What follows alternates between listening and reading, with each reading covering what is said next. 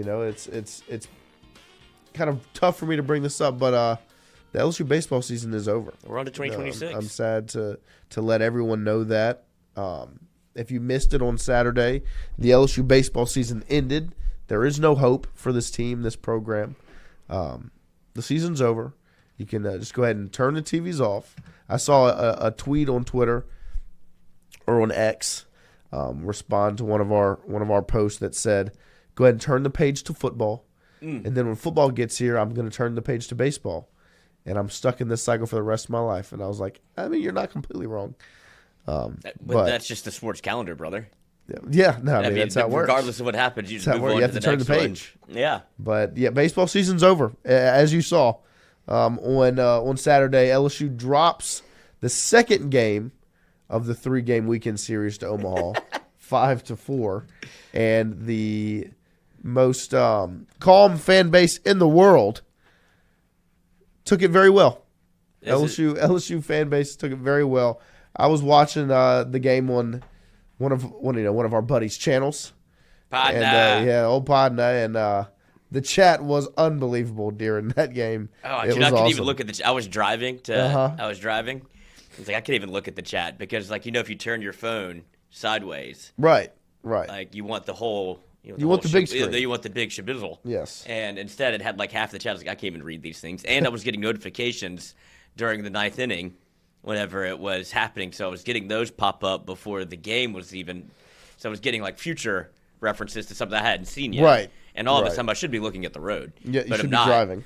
And so I saw the Dickinson double. I saw it tweeted out. Uh-huh. And then I was like, hold on, do not disturb mode. And then nothing good ever happened after that. But suffice to say, yes, nobody reacted. They did not take the loss well, but glad to get one out the way, I guess. Starting pitching was still excellent. Yes. From Friday, Saturday, and Sunday.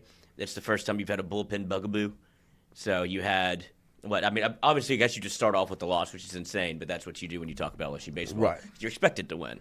But, it really was, 3 pitches? You bring in a reliever.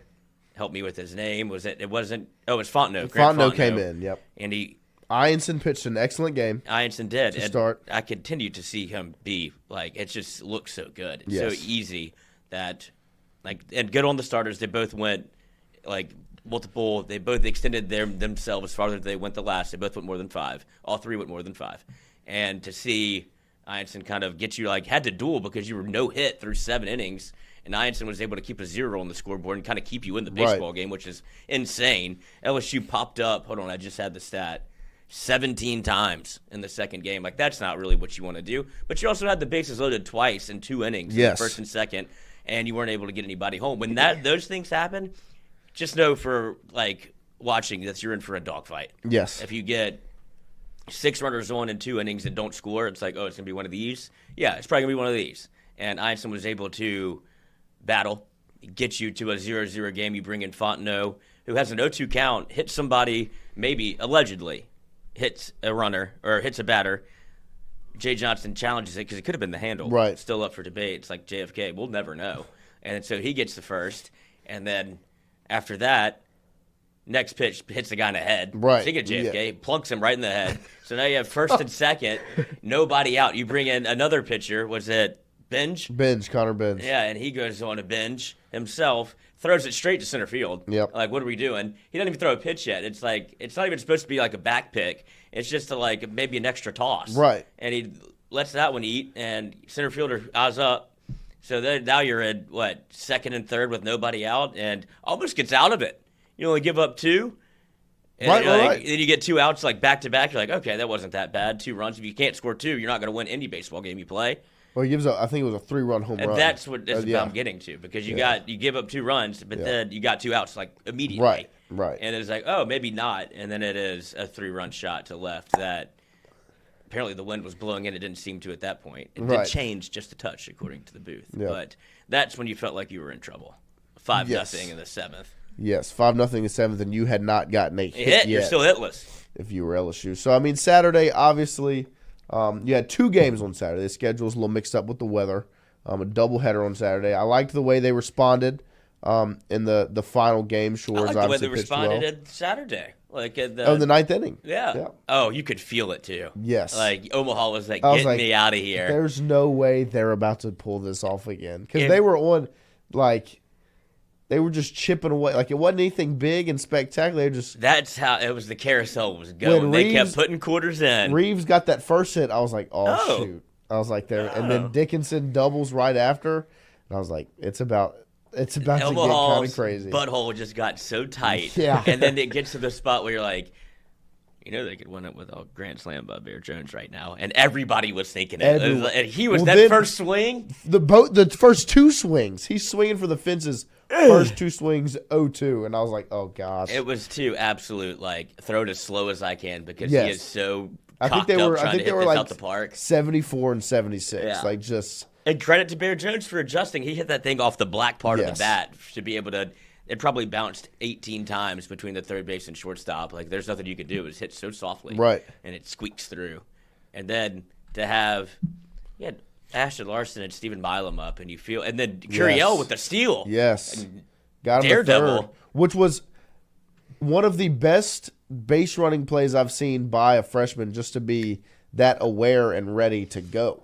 If you want to, like, I guess, get into that a little bit, it's because of what they've done all offseason. Like, it's not a situational thing, it's an every time thing. Right. If you see a dirt ball, it's called like dirt reads. If you get a good dirt read and you see the ball get away, we're going. Go. And that shows you that not only is it for Curiel, but it's for like all the guys. Like, it's not situational, it is all the time. If you feel like you got a good jump, go. And it's a perfect time to swipe a bag too, because now you just need a single to be able to tie the game. It doesn't have to be an extra base hit or him running on with less than 2 outs and him trying to take advantage of or make a play at the plate. It's a great situational read. He's got the speed to do it. Great slide. People like I heard, there was no evidence of that right hand. No, and that one got there before the left hand. Behind the third baseman. And I don't know if they wanted to. If this is Omaha, they got that back camera to where his hand probably came off the bag before the left hand got on the bag, and you would have been able to come out, which is the dumbest rule in sports, of like you beat the throw, you touch the bag, and then your body comes off of it at some point, and it's like you're out.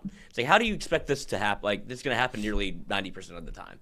So, but I digress. And to have him be able to swipe a bag, and then it puts you in a spot where Larson, great spot to be in, 3 straight swings, see ya. It was a bad AB. And then Milam puts together a great at bat, and then 17 pop-ups, or 16 before that, there was your 17th. And it was like, damn, you're in a great spot to tie it up. No, you were. 2 guys that you feel like have been in that spot before and could get you hits, and they didn't, and that's okay because it's baseball. You had to do it at some point. Yep. Yeah, no, I mean, obviously, like, I was not happy after the first 2 innings when you left 6 base runners stranded, and it was just like. Well, we talked about it on Friday. Right. Where it was just. Because that was the problem last season. Mm-hmm. Like, it was a little bit of like, almost a PTSD moment where it was like, no, not this again. Because that's what killed you if you're LSU baseball last season. But they responded well in the ninth. They got some juice flowing, but they weren't able to pull it off. So they win on Friday. They dropped the first game 5-4. They fall short in game 1 on Saturday, and they close it out with a win in game number 2 on Saturday, where Bear Jones, he had, I don't remember what his totals were. I think he had 5 RBI in the second game on Saturday. I can find out. He had some nice statistics this week, and he's been great at the plate. I thought that he's just been excellent when it comes to understanding how pitchers are going to pitch to him. I thought that the at-bat we just talked about in the bottom of the ninth against Omaha in game number 2, the first game of Saturday, where he goes down 0-2 quick, both strikes swinging, and then he's able to make it happen and adjust at the plate. I thought was very good to see if you're Jay Johnson and LSU. 5 RBI. Yep. 3-5. Yeah, and you saw Milam bounce back also. Yep. 100%. 3 hits. He's a notorious slow starter. He almost didn't make the team because he started so slow, and then he becomes out to be freshman All-America. So I'm not too worried about him.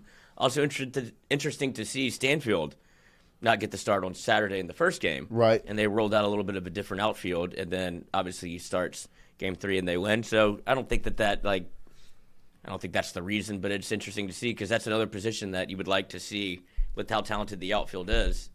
Like to see Jake Brown he can play center. And you can watch him play right, but obviously Stanfield has earned a day off. But I think he should not feel threatened for his his starting job just as of yet. Andrew Messina in the chat. I'm in the camp that LSU should never lose to inferior teams. I'm is in the baseball, camp of though. That's going to happen. Yeah, it's bad. I shouldn't steal candy bars, but I do. and like Messina says in the second part of that chat, it is baseball. It's baseball. Yeah, I mean, nobody but I bet that was probably the most watched game this year because it was entertaining. Like, it was like you kind of are interested to see what's going to happen because it was a close game. And LSU, the reason that it was close because LSU didn't play well. Matthew Conkle just hopped in here, boys, so forgive me if it's been said already. It has not. Why have we not seen Guidry still? I know we haven't had a high-leverage ninth, but doesn't he need work? Guidry, if he were not going to start today, which I believe he will, pitching has not been announced, but it obviously is that this is setting up for him to get a start. Because if you wanted to see him, the role was very much laid out for when you would have, yes. which was whenever after the Fontenot incident, when he puts 2-1, that's a high leverage spot. The game's still tied. That's GavinGuidry.com. Like, you'd have been able to see him there, like bring him in, be a stopper, get you out, and get you into the eighth. Slam the door shut. But they want to see if other people can do it. Like, you know what you have with Guidry in that role. It's like 90 out of 100 times you feel good about Guidry going out there and slamming the door shut, certainly against a team like Omaha, who just got swept by Tulane. But you want to see what Grant Fontenot can do. You want to see whenever you bring in a Binge, a Connor Ware, a Cowan, any of these guys, like Cooper Williams, who came in and, like, he was awesome. Right. Like, these are opportunities where you're going to need guys to be able to play and perform in situations that they haven't been in yet. That's why you haven't seen him, because he's going to start today. Or if he doesn't start, he's going to throw extended innings. And it's just, I understand why the conversation comes up, because it is, I guess, a talking point, but it's really not that interesting. No, I mean, you know who he is. Jay said it in the presser last week where he said, if they were to play that Nichols game on, what was it, Wednesday? Yeah, he was going to pitch, and he didn't. And that game got moved to tonight at 6 p.m. And I have a pretty strong feeling you're going to see him then. Me too. Because I think really the way that it's set up now, where you played, your weekend series, you have a fourth game today, and then what day do you play Dallas Baptist? Is that Thursday, or is it Wednesday? That would be Wednesday. So you have a day off, and then you play another baseball game. Yeah. So, this is we talked about it a little bit on Friday, where how is Jay going to use the arms throughout? Obviously, you didn't see Schmidt over the weekend. I have a feeling that he's going to be used at some point during this stretch where you play, you played Friday, Saturday, you get Sunday off, which kind of ends up being a blessing in kind of disguise. You're supposed to go Friday, Saturday, Sunday, Monday. You end up getting Sunday off because of the weather. So now you have Monday, Tuesday off. You play again Wednesday. They'll stagger. And so, it's going to be interesting to see how Jay ends up using the arms. But obviously, I think Gavin Guidry goes tonight. If he doesn't go tonight, it will start to be a little bit even. It will be even funnier. If he does not pitch tonight against Nichols, he just doesn't pitch all year. The conversation tomorrow morning will be the same. Will be kicked off like that 100%. They're saving it for Dallas Baptist. Yes, I'm excited to see what they do with the Wednesday start. I am of the William Schmidt did get up and throw on Saturday, but he didn't pitch. I would like to see him start against Dallas Baptist, just as a throw in. Throw him in the fire. What's that? Throw him in the fire. Yes. And see what you got, young buck, because he's going to be an absolute high-leverage pitcher because this stuff is undeniable. He shouldn't be here, but he loves LSU too much and wanted to be here. And so I would love to see him be able to pitch on get a start in a major league ballpark that plays. Yeah, no, I mean that's why you come here. I'm right there with you. That's it would be electricity. And he goes in, throws 5 shutty, and gets a couple attaboys. Stop it! What are you doing to me? Yeah, they lost me, and you're trying to drag me back in. Right back in. You're trying to drag me back. I mean, if Chase Shores didn't, who will probably end up being it's hard to take Cade Anderson out of the Friday night role, but Chase Shores, got up to 85 pitches. It was. He's easy to watch. It was your starting pitching's fine. Oh my gosh! I mean, the starting pitching on Friday. So Anderson got a little rocky at the end there, where he gets the 2 earned runs. But he goes 6. I think he went 6. 6 with 8 strikeouts. Yeah, it was still. The starting pitching. the way Einson performed on game number 1 Saturday, He starts off with 2 wild pitches, then ends up just locked in. And yeah, no earned. You mean for you to not get a single hit through 7 innings, and then to be in that baseball game because of the way Einson was pitching? Yeah, he kept you in it. To be able to have that was crazy to me, was that I still had confidence coming out of that game because of the way Einson pitched. So much went wrong in that game, and I still came out of it feeling confident because the starting pitching was so impressive from Einson. So yeah, what do they call them? The pin goblins? I think they'll be fine. oh, interesting. I hadn't heard. Yeah, that. they got the magic moment on Friday. Yeah. And they all 3 of them had to speak, and I think it was, I forget who the first one that was. It might have been Benj. He's like, shout out to the Pin Goblins. And I was like, all right, they're already having way too much fun. Yeah. They already got a nickname for each other. It's gonna be just fine. 100%. And it was nice. It was a nice little discourse on the social medias and everything. As always, here is a list of the reactions. Teams that should not have been. LSU should not have lost to in years that they won a national championship. 1991, Northwestern State, Tulane, UNLV, McNeese, 2-3 versus Tennessee, swept at Kentucky, Southeastern Louisiana. 2X early at SEC tourney against Florida. 93, Lamar, Arkansas State, 2-3 versus Tennessee. God, I hope that doesn't happen this year. McNeese State, Southwestern Louisiana. Here's that. 2-3 of Auburn, Kent State in the regional. Goal. I bet that was a disaster. That you have 96, Dayton swept by Florida, Northwestern State back-to-back, attaboy. Florida UK early in SEC tourney. 97, New Orleans, Northeast Louisiana, Southwest Louisiana, New Orleans, South Alabama. The fact that people remember this is insane. Yeah, this is very impressive. How about these regional losses? So, yeah, lose the games early in the regional and we reload. And she loves you. It's just lit up while you were doing that. I was right watching. here. Yeah, I had a feeling. Excuse me. I'm trying to work here. This is still a place of business. And then, obviously, you can continue to go down the list. But this is probably one of the best posts I've seen on Tiger Droppings for a Dyke. Don't panic because people panic. And he ends it in the most Tiger Droppings way possible. Stay tuned. Stay tuned, dumbasses. Yep. This is exactly Omaha. More to come. It's going to happen. Yeah, they're going to lose more baseball games. They got walloped by Iowa in 2003. 2023. 2023, yeah. What was it, 12-4? Yeah. They lost to Iowa? Yeah, it's I didn't know Iowa. It makes sense. Got a lot of whites in Iowa, so I'm sure they're playing baseball. But didn't expect a loss. And then I guess you got your revenge with they lost in the basketball game. Women's basketball loses, LSU wins the national championship. So we'll take it. Good 100%. trade. Yeah, that's a good loss then. But yeah, no, there's no reason to freak out, to fret, to worry. LSU baseball is going to be just fine. Absolutely. It's baseball. That's really what it comes down to. The only thing that you should be or could be concerned with is just hitting with runners in scoring position. It's a thing that will pop up, and that's how you lose baseball games. But you also have to be able to hit in those situations. That will make or break your season. That's what baseball is. And you saw it last season. With the amount of people that they put on base, and I was talking to Jay Mitch about this. We had a little group text because our buddy Jack was having an absolute aneurysm. Of course. And we're like, oh, if you're worried about, Mikey was like, I wonder how many people are freaking out right now about LSU baseball. And I was like, there's at least one person, and he's here right now. But Jared was of the It's a very baseball thing to say, and it makes a lot of sense. But after he said it was because they walked a ton of people, Omaha, a lot of free passes. You got a lot of people on base. For LSU to have 10 runners, 10 people on base, or leave 6 on without getting a hit in the first 2 innings, how'd they get on? Walks.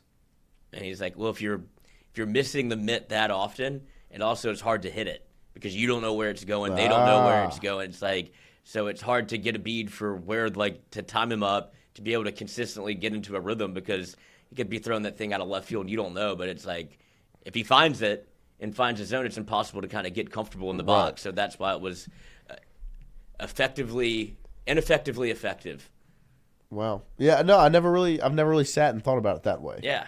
That's a That's You get a lot of gems from nice little OJ insight. Mitch, where it's like, oh, that makes sense. Because it makes sense. I mean, if they're that rocky and shaky, you can't really settle in. You don't really know it's hard to get a beat on or on a rhythm of anything. Because it is the hardest thing to do in sports. And then you get one pitch to hit, you pop it up, and it's like, damn. Yeah. 2-0 count, 3-0 count, 3-1, 3-2, strikeout. Like, fuck. All right. And it's just impossible to kind of find a rhythm because it's like bad baseball almost. Yeah, 100%. No, I mean, it's like Iason's probably easier to hit. Well, yeah, because it's in the zone. 93. Right. And he just got that curveball is a banger. Oh, my gosh. He's good, man. It was impressive. It was impressive. So, I mean, obviously, nothing to stress about. LSU baseball is going to be just fine. They get back going tonight against Nichols at 6 p.m. in the box. So it'll be interesting to see. Box? I'm pretty sure. Is this one's the one that's played in the at home? box. Okay. Bad weather. Ugh. Yes. Should see Guidry tonight. If you don't freak out. It's going to be all right. Freak out. Now it's time. I guess it would be okay to freak out if you don't see him tonight. No. Against Nichols. I think saving him for Omaha. Yeah. Not gonna pitch him until the postseason. But a couple questions in the chat, which I think are interesting. Yeah, Andrew Messina. If Guidry's starting tonight, the Tigers would be in a fight early in the game. Look, I'm kind of roll with it. I'm with you. I've seen his kind of him wanting to start games, or if they want him to be a starter. I don't know which one it is, but they obviously want to see if he can put him in that role and see what he looks like. The games that I went to where he was a starter, it was a grind to get him, like, to get out of the first inning. Yeah. It was a little bit like Jared Poche, whenever he would be like 35 pitches in, like, what are we doing?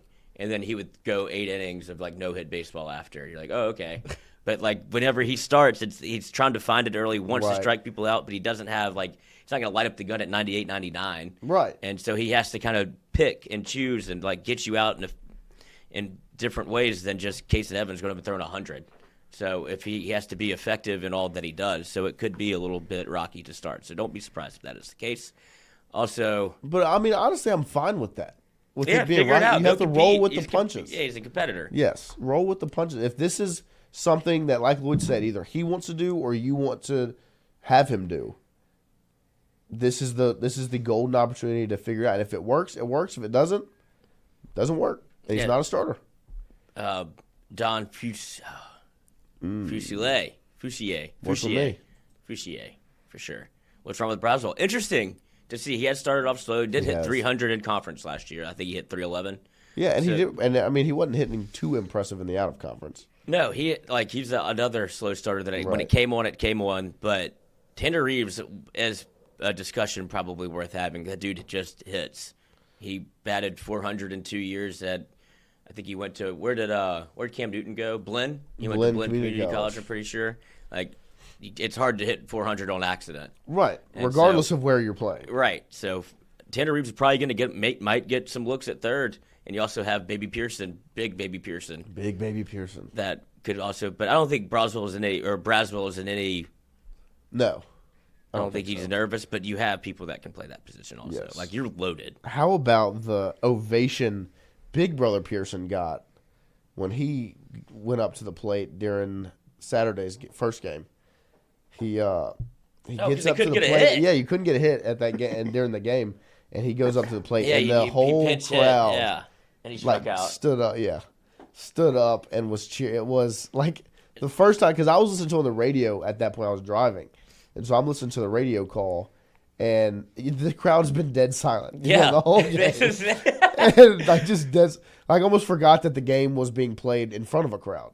And Pearson goes up to bat, and you just hear, this is the guy. Just the whole thing, and I was like, that is awesome. He's awesome. And my buddy was texting me, too. He's like, Pearson in first knock. He's like, no doubt. And I was like, I bet he walks. And it was a strikeout. But he did get a 3-2 count. Yeah. I think Larson opened it up in the 8th. He did. With a hit. Wasn't able to do first anything pitch with it. Yes. When that was the one where I was like, I'll shoot. Yeah. And then it kind of shut down, and I was like, the wind. Because I'm still full fan when I'm watching. Like, I'm full. Yeah. I'm just as bad as everybody else. Because, I mean, I was watching the Larson hit, got me back in it. I was like, all right, let's roll. And then, it kind of shuts down after that, and I'm defeated. And then the ninth got me all excited. I got home right before the ninth. My mom was watching something on TV. I was like, no. Put Podden on the screen and let's get this thing rocking. And it started going, and I was like, okay, let's get after it. But obviously wasn't able to get it done. So LSU baseball back at it tonight against Nichols at 6 in the box. Jack, I'm going to out you here because this is when it's happening. Let me hear it. This is my favorite. So, Mikey, this is at 1:53 p.m. for the Saturday's game, the first game. How many people are going to panic because of this game? Jack, a lot. What the fuck are they doing? This is embarrassing. Tulane scored 10-plus runs every game against these guys last weekend. And James goes, and? If you're, I'll respond, if you're wondering how many people are going to panic, there's at least one. And he gets panicking and being pissed that they have one hit through 8 innings against Omaha are two different things. I know they'll figure it out, but it doesn't change me being pissed about this game. And Jay Mitch, so if they lose 5-2 and all this happened in the 5th, you'd feel better? No. I'm pissed at any and all else, especially non-con. Logically, I know they'll happen, but I can still get pissed. Career walk and Bear Grand Slam, though, and I'll forget all of this happened. So it's exactly what happened. 100%. No, that's awesome. I mean, because I know that feeling so well. So well. I understand that this is going to happen, but it shouldn't happen. It shouldn't happen. Not right now. Not right now. But that is LSU fans in a nutshell. Yes, 100%. So everyone take a collective deep breath in through your nose, out through your mouth, and enjoy some baseball tonight. If it starts with Gavin Guidry, which I have a feeling it will, we'll see how it goes. We'll roll the punches if they come. But it'll be nice to see LSU back on the bump. Back on